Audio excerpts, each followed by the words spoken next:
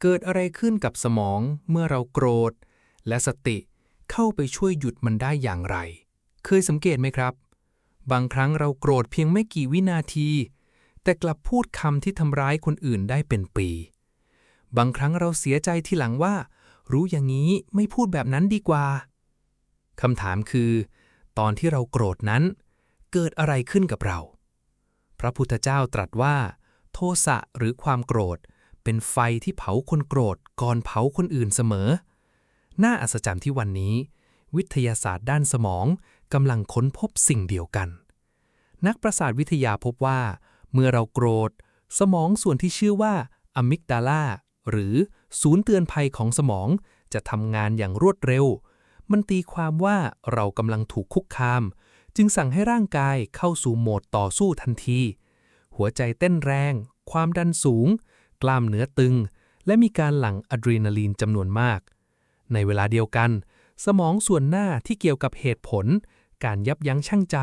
และการคิดถึงผลลัพธ์กลับทำงานลดลงชั่วคราวทำให้เราตัดสินใจด้วยอารมณ์มากกว่าเหตุผลนี่เองที่ทำให้หลายคนพูดหรือทำสิ่งที่ภายหลังต้องมานั่งเสียใจพระพุทธเจ้าจึงไม่ได้สอนให้กำจัดความโกรธแต่สอนให้เราฝึกสติให้มีกำลังแล้วจะรู้ทันความโกรธเองเพราะเมื่อรู้ทันจิตจะไม่ถูกความโกรธครอบงำลองนึกภาพง่ายๆเหมือนมีไฟลุกอยู่ในบ้านถ้าเราไม่รู้ว่าไฟกำลังไหม้บ้านก็อาจเสียหายทั้งหลังแต่ถ้าเห็นไฟตั้งแต่เริ่มลุกเราก็ดับได้ทันสติก็ทำหน้าที่แบบเดียวกันเมื่อความโกรธเกิดขึ้นสติคือการรู้ว่าตอนนี้กำลังโกรธกำลังไม่พอใจกำลังมีความร้อนอยู่ในใจไม่ใช่ไปกดข่มไม่ใช่ไปผลักไสแต่รู้ตรงๆตามความเป็นจริงงานวิจัยด้านสมองพบว่าการฝึกสติและการกลับมารู้ลมหายใจสามารถช่วยลดการตอบสนองของอะมิกดาลาได้และเพิ่มการเชื่อมต่อกับสมองส่วนหน้าที่ควบคุมอารมณ์ได้ทำให้เรามีพื้นที่ระหว่างสิ่งเร้ากับการตอบสนองมากขึ้นพูดง่ายๆคือสติไม่ได้หยุดความโกรธแต่สติหยุดการถูกความโกรธพาไป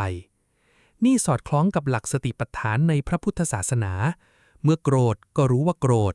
เมื่อใจร้อนก็รู้ว่าใจร้อนเมื่อความคิดตำหนิผู้อื่นเกิดขึ้นก็รู้ว่าความคิดนั้นกำลังเกิดแค่รู้โดยไม่เติมเชื้อเพราะความโกรธเปรียบเหมือนไฟส่วนการคิดซ้ำๆว่าเขาไม่น่าทำแบบนี้ทำไมต้องเป็นฉันก็คือการโยนฟืนเข้าไปในกองไฟไฟจึงยิ่งลุกแรงขึ้นแต่เมื่อมีสติรู้ทันไฟก็ขาดเชื้อ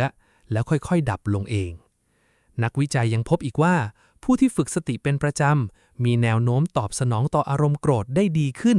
และความรุนแรงของปฏิกิริยาทางอารมณ์ลดลงเมื่อเทียบกับผู้ที่ไม่ได้ฝึกดังนั้นครั้งต่อไปที่ความโกรธเกิดขึ้นอย่าเพิ่งรีบแก้ปัญหาข้างนอกให้หันกลับมาดูข้างในก่อนรู้ลมหายใจสัก3 ครั้งรู้ความร้อนในอกรู้ความตึงบนใบหน้ารู้ว่ากำลังโกรธเพียงเท่านี้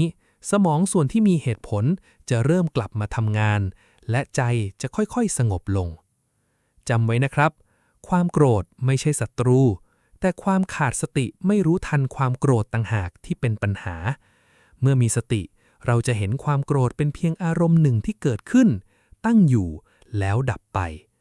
และเมื่อเห็นเช่นนี้บ่อยๆเราจะไม่ได้เป็นทาสของอารมณ์อีกต่อไปแต่จะเป็นผู้ที่มีอิสรภาพเหนืออารมณ์ของตนเองนี่คือพลังของสติที่พระพุทธเจ้าค้นพบมากว่า